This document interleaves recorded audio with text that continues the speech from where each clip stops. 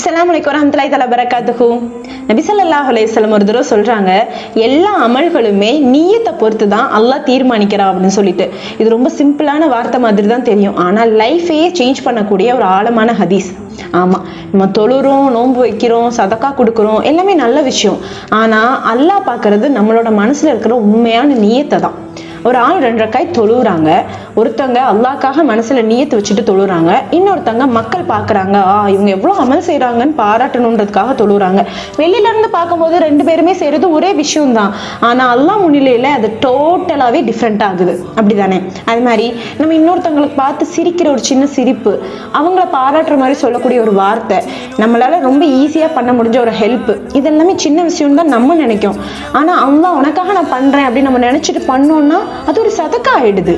ஒரு ஆள் இஸ்லாம் வீடியோ போடுறாங்க, ஆனா அவங்களோட இன்டென்ஷன் எல்லாமே ஃபாலோஸ், லைக், ஃபேம் அப்படின்னா அதுக்கு எங்க இருந்து நன்மதிப்பு இருக்கும்? அல்லாஹ் கிட்ட இருந்து. தொழுகை, ஹிஜாப், நம்மளோட சதக்கா, யூடியூப் ஹதீஸ் வீடியோ இதெல்லாம் பண்றோம். ஆனா கொஸ்டின் என்னன்னா, இது அல்லாஹ்க்காகயா இல்லைன்னா மக்களுக்காகயா?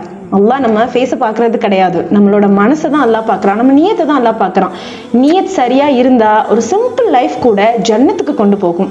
நியத்து தப்பா இருந்தா ஒரு பெரிய இஸ்லாமிக் அப்பியரன்ஸ் கூட யூஸே கிடையாது.